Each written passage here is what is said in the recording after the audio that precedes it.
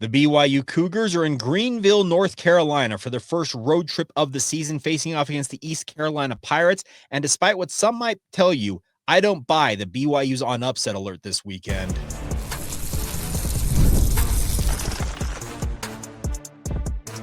You are Locked On Cougars, your daily podcast on the BYU Cougars, part of the Locked On Podcast Network, your team every day.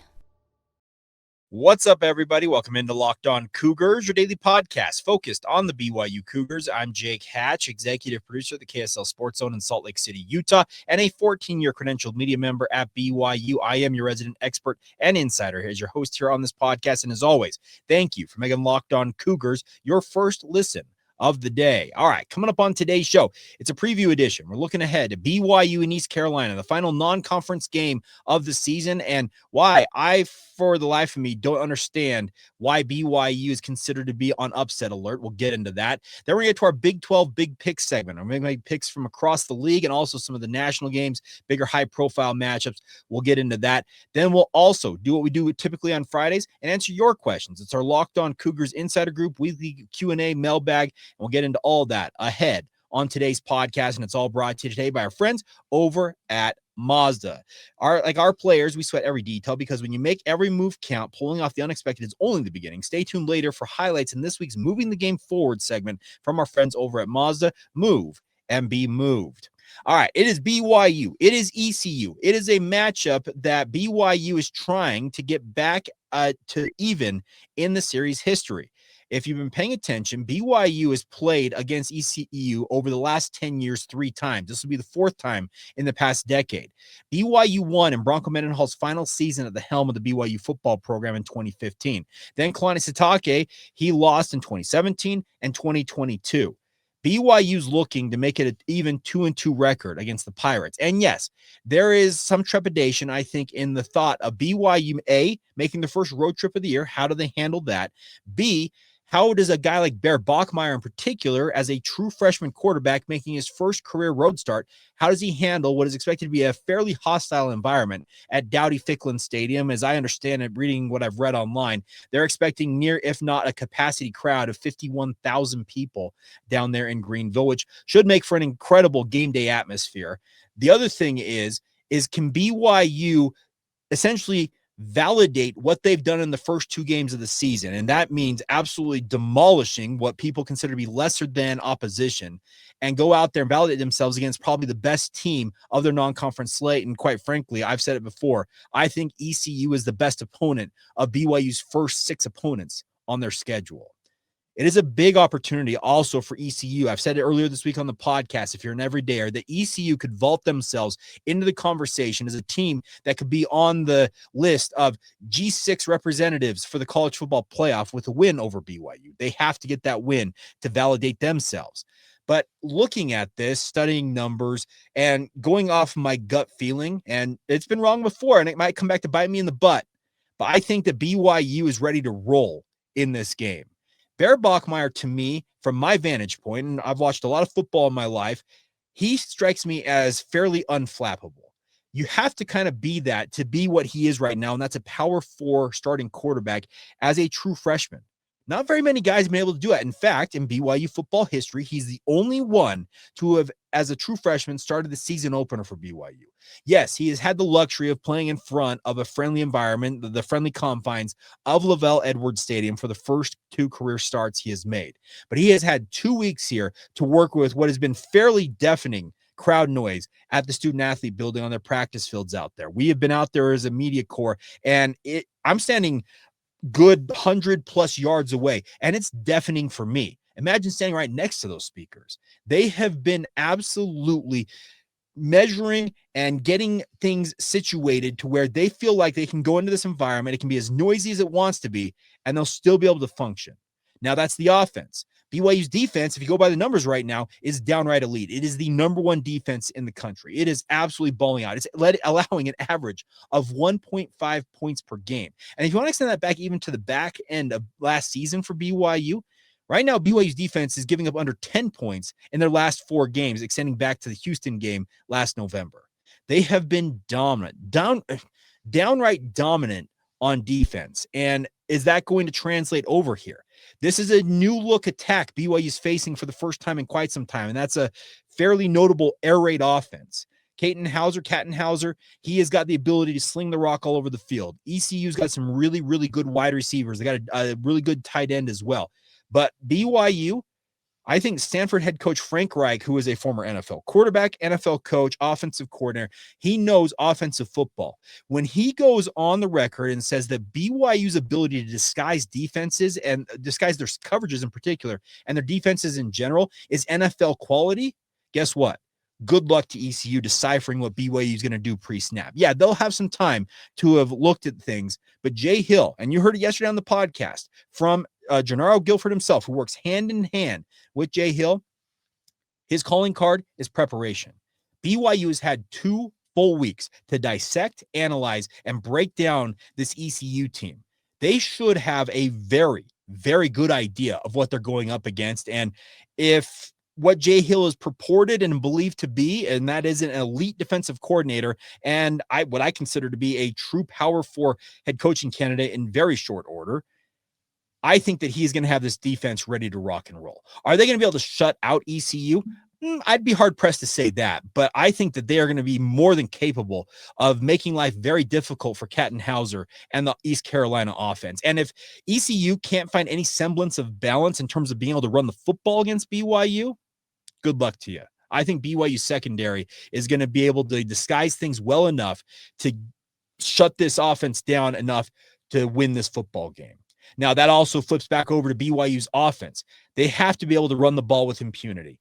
In a road environment like this, LJ Martin, Sione Moa, and whoever else might see action at running back, whether that's Jovessa Damuni, etc., they have got to be able to find the yards necessary to control the clock, control the tempo, and really quiet the crowd out there. BYU's offense needs to be as balanced as it has been all year long. And we're going to get to some of these questions here in a little bit from our insiders group, but I'll answer a couple of them that came in mass. And that is, well, Jake, you think BYU is going to open up the offense in this game? I think they're going to open it up. And the thought that BYU has not thrown the ball down the field this season, it's a misnomer. They have thrown the ball down the field. They are going to let Bear Bachmeier in limited doses because they're not going to be just chucking it deep every single time, but they will let him look down the field. And if he sees an advantage, he'll throw it deep. But at the same time, they want him to be smart with that football. As I often say on this podcast, and it's a broken record, it feels like in all of college football, whoever wins the turnover battle, especially when you're the road team, more often than not, you're going to come out as the victor in said game. BYU has to take the ball away, but conversely, hold on to that football and hold on to it for large doses. 35 minutes of time of possession, I think BYU wins this game handily. And 35 minutes of time of possession is going to be easier to come by against a high-tempo offense like ECU if BYU's defense is forcing 3 and outs and forcing ECU to the sidelines when they go with their ultra warp speed tempo offense, because they have been averaging better than 80 plays per game, and that can wear out a defense. And BYU's got to avoid that in the humidity, the heat, traveling 2 time zones. Everything that's the controllable for BYU has to be controlled. And if they do that, I think they roll in this game. And I'll give you my prediction officially coming up here in just a little bit. Coming up next, though, I make other predictions. Yeah, we're predicting other games across the Big 12 Conference. Or our Big 12 Big Pick segment. Who do I think is going to win this weekend? And could I find myself on the right side of the margin or the minus side of the margin? We'll get into all that next right here on Locked On Cougars. Today's show is brought to you by our friends over at Mazda. Now, Mazda's here for you guys to move you forward, and it's called moving the game forward. For those who believe it's not just about playing the game, it's about redefining it. There are moments that do more than just put points on the board. They move crowds, move culture, and keep moving the game forward. Now, this week's moment that moved the game forward for BYU actually harkens back 2 weeks because, frankly, BYU was on a bye week last week. But so going back to the Stanford game, BYU saw an incredible play made by sophomore safety Falatau Satuala, the safety actually by the safety Falatau Satuala. That said everything I needed to see in that game is that BYU had it scattered out and Stanford made an ill-timed play to throw the ball into the end zone. First off, I guess not throwing it in them. Throwing it from the end zone to a player in the end zone, and Falatau Satuala comes up and makes the tackle. That set the tone for the entire rest of the game, and BYU did not look back, and that is why it is the moment that makes the game move forward. So when you know what moves you, the unexpected is only the beginning. It's just like there's more to every highlight. There's more to a Mazda vehicle. It's all courtesy of friends over at Mazda. Move and be moved. Today's show is also brought to you by our friends over at Wayfair. Now, weather's cooling down. The days are getting shorter. I think it's inevitable. And that makes us all want to feel like we want to make our home just a little bit cozier. When it comes to cozifying your space this fall, Wayfair is the place to go, as everything you need to set your mood for the season, whether it's comfy recliners, warm bedding, autumn decor, even an espresso machine, so you can make your favorite latte at home. For those of you who partake of that, it's all courtesy of our friends over at Wayfair. They've got all of the options for you guys. Obviously, if you're looking for anything when it comes to your home, my wife currently is herself. It is the perfect time to set up your home for fall so you can enjoy those cozy nights in with family and friends, and in my case, watching a bunch of football. Cozify your place with our friends with Wayfair's curated collection of easy, affordable fall updates, from comfy recliners to cozy bedding to autumn decor. You'll find it all for way less at wayfair.com. That's WAYFAIR.com. Wayfair, every style, every home. Thank you once again for making Locked On Cougars your first listen of the day. Hope you all are doing fantastic out there in Cougar Nation, and hope that the many of you who are traveling to ECU get there safely. You're loud, you're proud, and hopefully come home with a W. A big thank you once again, by the way, if you missed it yesterday, to Captain Morgan Curridon of the United States Air Force. He'll be leading the F-15 flyover at Dowdy-Ficklin Stadium tomorrow, flying his F-15, and looking forward to it, Captain Mojo, and a big thank you to you for joining us here on the podcast yesterday. Go back and listen to that. It's a great, great chat with him that we had. All right, so time now to make our picks for the weekend ahead in the Big 12. Now, I love watching college football. Any of you who know me personally know that I'm a big BYU guy, but more than that, college football is my lifeblood. And that's why I've been doing this Big 12 Big Pick segment, because I want to pick games across the league and have some fun along the way. Now, these are not against the spread. I'm simply picking money lines, the winners, and that's what I've been doing. I'm still currently just 2 games over 500, so we're hovering right around the 500 mark for the season. But there's some fun games out there. And I'm going to start with the big one in the conference, and that is the big noon kickoff game. Texas Tech, Utah, 17th Red Raiders in Rice-Eccles Stadium against the number 16 Utah Utes. Now, this game is going to be I think it's going to be a thoroughly tight affair all the way through, because I think these are 2 very good teams, and in fact, could be 2 of the top teams in the league. And also add this: whoever wins this game is going to have the early buzz as the Big 12 favorite to win the Big 12 title. I got no problem saying that. It's a top 20 showdown. Texas Tech having to endure what a Rice-Eccles Stadium can throw at them. But I am going to take Utah Utes by the narrowest of margins, and the line is currently Utah minus 3.5. So it's essentially a pick 'em if you go by betting parlance. But I have got Utah 23, Texas Tech 20. I think the home environment gets Utah just past Texas Tech, but I think it's going to be a very, very exciting game. Other games in the conference: the battle for the Iron Skillet, 2-1 SMU at 2-0 TCU. I got to back up the Horned Frogs, and the fact that this game, the battle for the Iron Skillet, which is 104 times they've played for this, and they're going to have it go on hiatus, like permanently, it sounds like.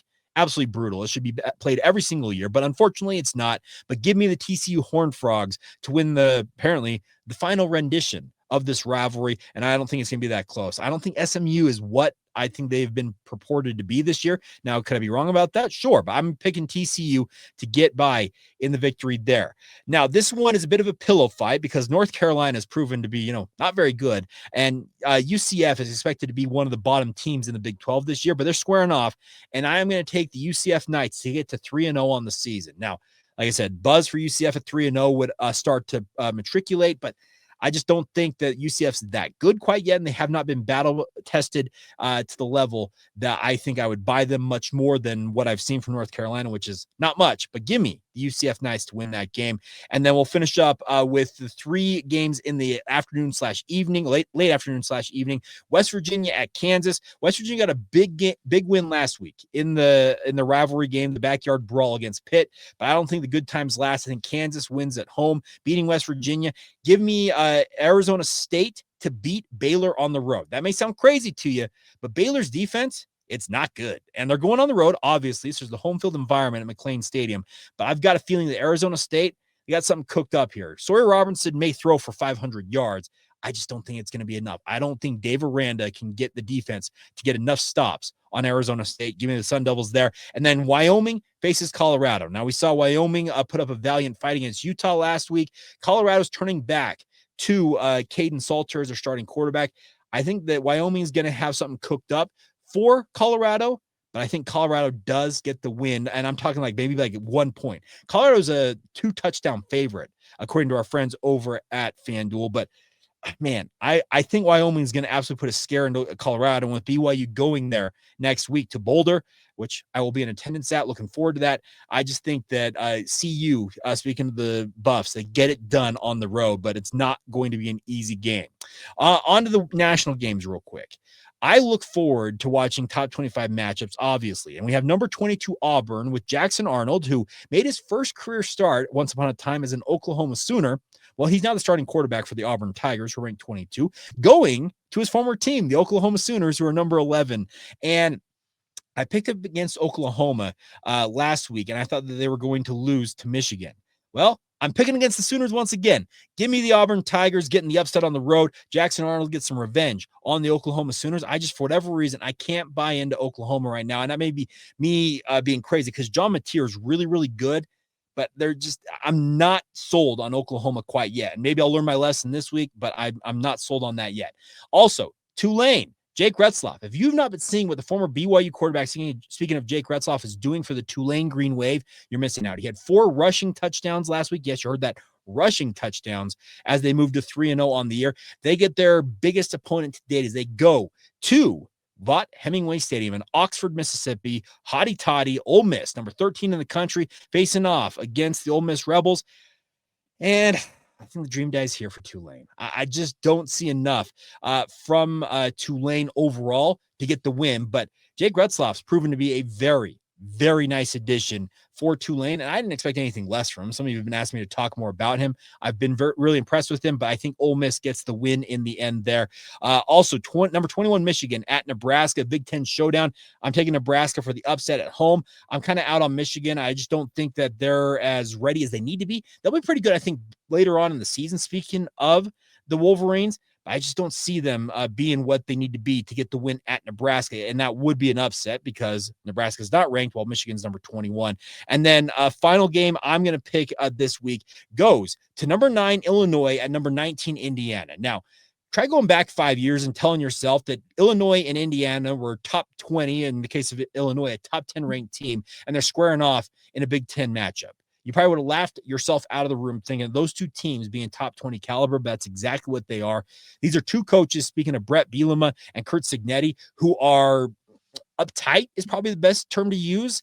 And this could be a game where they have like that really, really like post-game handshake that lasts like 2 seconds, even if they like really look at each other. Just these are the two coaches that could do that with Bielema and Cignetti. But I am taking the Illinois Fighting Illini on the road to go to Bloomington and win that game over the Indiana Hoosiers. And I think Illinois, Luke Altmaier, you got something cooking up there. And I'm really interested to see if what I believe about Illinois holds true. And that is, I think that Illinois, they're legit. I think they got a really, really good thing going. I think that Brett Bielema, once again, has proven himself to be a really, really phenomenal football coach. He had a great run at Wisconsin, went to the SEC, did not have a good run at Arkansas, has come back to the Big Ten and has resurrected his coaching image and profile, and I think they get to 4-0. Speaking of the Fighting Illini. So there you go. My picks for this weekend. If you think I'm crazy, you think I'm wrong about something, drop it in the comments below. If you're watching this on YouTube, reach out via social media or send us an email. Let me know where I'm wrong and where I should be directing my picks to if you think I should be doing something different. But that's what I believe is going to happen this weekend, and we'll revisit it next week as we continue every single day right here on your original daily podcast focused on all things BYU and, in this case, Big 12 college football. It's fun along the way. All right, coming up next, though, it is your time to shine. Speaking of you, the listeners, it's our weekly mailbag segment, Q&A from our Locked On Cougars Insider Group. A lot of good questions about BYU football, some off-the-beaten-path questions, even a question about my background in sports radio. Stay tuned. It's a whole lot more to get to as we roll on right here on Locked On Cougars. Today's show is brought to you by our friends, a new friend over at Square. Your favorite neighborhood spots are running on Square. There are certain businesses that truly make the neighborhood feel like home, whether it's a local sports bar packed on game days, a coffee shop that knows your order by heart, or the corner deli that's been serving your community for decades. These are the places that bring people together. And when neighborhood businesses thrive, the whole neighborhood thrives. And that is why our friends at Square have been supporting the Utah community. One of my absolute favorite places to eat in Provo, Utah is J-Dog's. The original J-Dog's, if you went to the original Red Hut out on the corner, on the southeast corner of BYU's campus, you know what I'm talking about. You're an OG if you know that, but they have a location right next to it. I love eating at J-Dog's. They run on Square. There's other places like Communal in Provo that run on Square. And the best part is maybe places you wouldn't have thought. Sensuous Sandwich, Thrift Hood, Rockwell Ice Cream. They've got so many different options, and they're all working with Square. They are a proud partner of more than 4 million neighborhood businesses around the world. You can go to square.com/go/lockedoncollege to learn more. Before you do, go support your favorite neighborhood spot. You'll be happy you did. It's all courtesy of Square. As they like to say, see you in the neighborhood. Today's show is also brought to you by our friends over at DoorDash. Now, we've been talking all week about DoorDash and how the fact that they can deliver for you guys on the weekend. It's all powered by who delivered, powered by DoorDash. Just like you can win every Saturday with DoorDash Streaks, saving every time that you order with DoorDash. These players deliver when it mattered most. Let's break it down. Throwing it back 2 weeks to when BYU's last in action.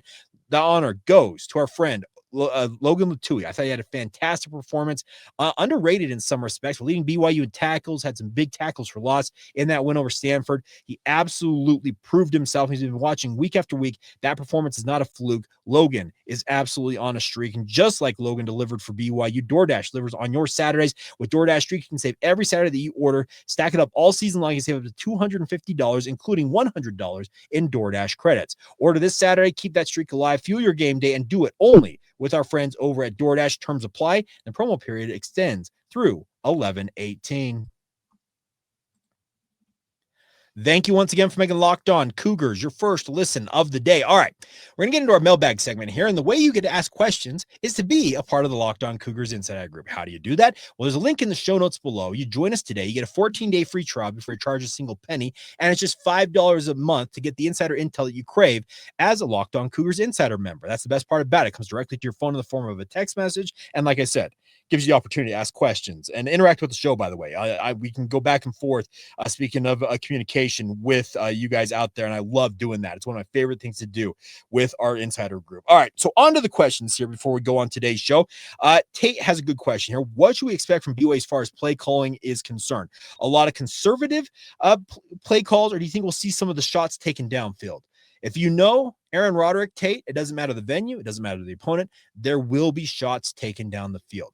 BYU is absolutely going to try to establish the run game in this game against East Carolina, and for good reason. You want to control what you can control, and that is controlling the environment, and that is keeping the crowd at bay by holding onto the football. But BYU will run, set up the pass, and uncork a deep one. It's part of Aaron Roderick's nature, and you can guarantee there will be some of those out there.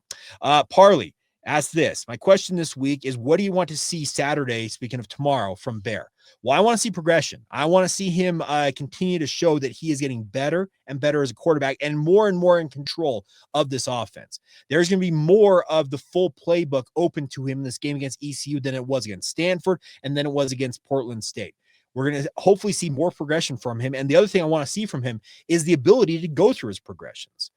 Early this season, it was really like a 1-2 progression. I want to see him be able to kind of scan the field. Now, that's easier said than done, and that may take time beyond just one game, in this case, ECU, to really see that progression. But I just want to see notable things that I'm seeing on the field from him that show that he is becoming a better quarterback. To tie on to this, Josh asked this. Bear is yet to attempt more than 30 in a game. Do you think he eclipses that in this game? If Bear Bachmeier has more than 30 pass attempts in this game, I'm going to say BYU is losing said game. I want to see him in that 25-ish range because that means BYU, and if you look at the stats right now, BYU's rushing attempts versus passing attempts is 2-1 nearly. It's like we're talking percentage decimal points from being 2-1 in terms of runs 2 to passes 1. And the way that BYU's running game has been running roughshod, to use that expression this season, it's for good reason. And I want to see maybe back that off to like not 66 to 33%. Maybe we get to 60-40 or 55-45 I still don't want to see, if you're 30 plus passes on a true freshman quarterback, that means you're trying to make up ground and trying to win this game on his arm. And that could be a really, really tough thing. Kent has a good thing here. Watching the interview with Jay Hill earlier this week, he had a little smile like he did against Colorado. Do you think he knows something? I didn't necessarily notice that, but maybe he does. I'll have to go back and watch that video, Ken. I was standing there, but I didn't necessarily notice it myself. I'll have to go back and watch it because he did have that little sly smile against Colorado. We all know what happened against the Buffaloes. He also asked this, will A-Rod open it up a little bit? I think that they will. He said, I think they, speaking of ECU, are going to try and run with 8 in the box. Common sense, if there's 8 in the box, you have to throw it. Well, yeah, you do need to loosen up the defense with a couple of quick passes, and they'll back it off to 7 or 6 men in the box. And then when you start running, it's the chess match. They bring 8 people in the box. It's a chance for Bear Bachmeier to open it up by passing the football. All of a sudden, it's a 6-man box. Offensive line opens holes, and LJ Martin's running wild. You play the back and forth. You take what the defense gives you. I know that sounds cliche. It is cliche, but that's exactly what this requires in this game. Is you just kind of have to roll with the punches and see what you can do. Other good questions. What's your biggest concern with the team so far going into ECU from Jordan? That's a good question. I would say just the ability for them to approach it as a business trip. The reason I say that is that BYU is really good when they went on the road last season outside of the ASU game where they kind of got rattled in the first half. More often than not, they went into those road games last year and they understood what the assignment was and they got the job done. I want to see more of that in this first game. Riker, good question here. Why are BYU fans chronically worried? I'm a victim of this. I am always worried about the next game, even when BYU has been good. Riker, can I introduce you to just being a college football fan in general? That's just nature. That's just how it is. Michael, is it unreasonable to give LJ the ball 20 to 25 times a game? No, in fact, I would encourage 25 touches for LJ because when LJ Martin touches the football, y'all, he's leading the country right now in yards after contact, 7.5 yards after he's touched. He's averaging nearly a first down. He's 3/4 of the way to a first down after he's touched the football. Yes, I get that the level of competition has not been elite for BYU, but that number, that's an elite number. And I want to see more of it. I want to get him the ball as much as you possibly can. Let's see other questions here. Okay, good one here about this. Actually, it's not a question. It's more of a point. Jared, first off, I've been an everydayer for years, and I've heard you talk about Mojo, who we had on the show yesterday, for years. It wasn't until today that I connected the dots, and Mojo, if you're listening to this, that Jared and you served in Ecuador together, and Mojo was his AP. He is a good dude. That comes from Jared. So, Mojo, you and Jared Brady apparently need to reconnect. And he also asks this: what is the one thing that makes you confident BYU will win Saturday, and what makes you the most nervous? I already kind of talked about the fact that I want to see how BYU handles this as a business trip is what makes me nervous about this squad. But what makes me confident is kind of the same thing. BYU's got a veteran squad that knows how to handle their business. Even some of the young players that may be seeing action on the road for the first time, they've got vets around them to kind of coach them up on how to handle their business. That's what encourages me about BYU. Who is an off-the-radar player expect to have a big game for BYU and why? So, and this comes from Bryce, not talking LJ, Sione, Tanuvasa, Bear Bachmeier. Off-the-radar player. Does Cody Hagan count because he's stepping into a starting role? And Cody's got elite speed, everybody. Keep an eye on him. The other name I'll throw out there, Max Alford. Now, Cialia Serra is BYU's entrenched number 1 at the MAC or middle linebacker spot, but with Che Bryant-Struther appearing to be done for the season, unfortunately, due to injury, Max Alford, transfer from Utah State, who joined the team this offseason, he's made really, really impressive progress, and I wouldn't be surprised to see him being an impact player in this game. He's had some really good moments against Stanford in place of Che Bryant-Struther, so keep an eye on that. Let's see. Are you okay with spiritual or gospel talk, or at least relating to football and BYU that is a religious institution from Travis? Interesting. Well, here's the thing about this is, to your point, Travis, are you okay with like the gospel? Like a lot of people, when Bronco Mendenhall was BYU's head coach, got perturbed, I guess is a good term to use, about how the fact he was always relating gospel topics and relating it to BYU football. The simple fact of the matter is Brigham Young University is a religious-minded institution. It has a mission to go out there and be a force for good in the world, and that is via religion.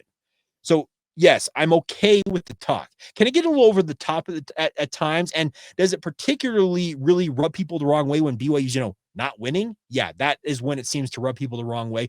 But I'm it's kind of what it is about BYU. There's always going to be a religious element to it. It is not a secular university. That is not BYU. So, Travis, to answer your question, I'm totally cool with it.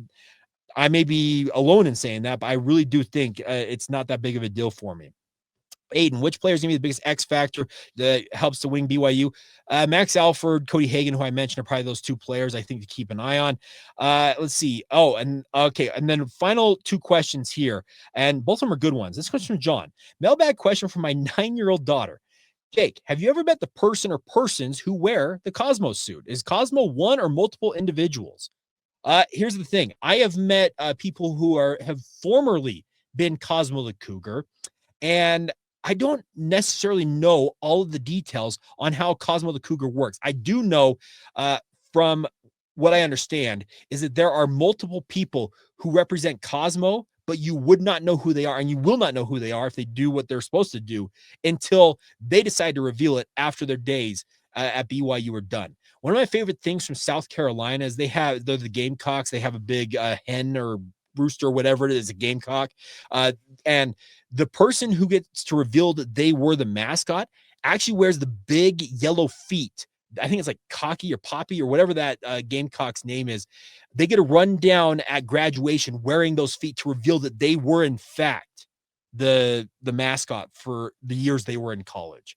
I'd love to see something like that for BYU. Have more of the Cosmo head or whatever. But as I understand it, there are multiple individuals, but I have met some former Cosmos, but like I said, I don't know who the current ones are. Let's just put it that way. All right. And then the final thing I got for you guys is from Landon. This is a controversial take here. Who leaves first between Kevin Young and Kalani Sitake? And now there's been talk, obviously, about Kalani, him being linked to the UCLA job this week. I'll just say this, Landon. I will say Kevin Young will leave before Kalani Sitake. Kevin Young, and I love him to death, but I think that he has got an NBA future in him. And I'm speaking of being an NBA head coach. And this is personal opinion on the matter. I don't think Kalani Sitake is in any danger of going anywhere. I think he loves being in Provo, Utah. I've had people reaching out all week. You think he's burned out? No, he's not burned out. I don't think. He loves BYU. He loves what he does as leading BYU football. Kalani is a BYU guy through and through. And it's nothing against Kevin Young, but he wasn't a student at BYU. His wife went to the university, so that helps in many respects. But Kevin was on track to be an NBA head coach, and BYU was able to kind of steer him away just for a little bit to be the head coach of BYU to incredible results so far. But I do think at some point in the not too distant future, you're going to see Kevin Young's name continue to be splashed up there as a potential NBA head coach option. And at some point, the pull, the allure, whatever it is going to pull him back to the professional basketball world, and he's going to go back to the NBA. So, yeah, my take is that Kevin Young would leave BYU before Kalani Sitake. So there you go. Great questions. As always, thank you for your interaction. And I appreciate any and all of you who have joined the Locked On Cougars Insider Group and encourage many more of you to join us. We've got a great crew already. It's great. It's so much fun to interact with y'all. And it's a highlight of my day to kind of open it up and see what the questions are and go back and forth on things. And trust me, it's interesting. I never quite know what I'm going to get in terms of the questions, the interaction, but I truly do appreciate it. And it supports the podcast and it supports what I do. So more than anything else, thank you for supporting my dream and my work here on this podcast. So that's going to do it for this week. I guess we'll say we'll do a pregame edition tomorrow afternoon. We'll also have a postcast coming up after the game as well. Full reaction to whatever happens as BYU takes on East Carolina. And the moment you all been waiting for, what is Jake Hatch's prediction for BYU and ECU? Well, I said it earlier on in the podcast. I think that BYU is going to handle their business and they're going to approach it like a business trip. And I think BYU will, if you want to use it, they'll cover the spread and they'll cover it handily. Give me BYU 27, ECU 13. I think BYU is 2 touchdowns better than this East Carolina squad, and we'll see how it all shakes out. And I'm looking forward to it. And I think it's a big opportunity for BYU on the road to get to 3-0. And fingers crossed they're inside the top 25 when we talk again on Monday. But as always, thank you for making Locked On Cougars your first listen today. I want to encourage you guys, if you've not checked it out this week already, check out the college football kickoff. It's your ultimate college football weekly preview. Drake Toll, our good friend from Locked On Big 12s, leads the conversation alongside two-time AP Coach of the Year Gary Patterson, former college star Jesse Hawley, and of course, our Locked On local experts, a college football preview like only Locked On can do. Catch college football kickoff every Thursday throughout the season, only on Fire TV or wherever you get your podcast. So until tomorrow, everybody, when we do a preview edition of Locked On Cougars, a special edition, getting you ready on the game day for BYU and ECU. Thank you once again for being an everydayer right here on the Locked On Cougars podcast.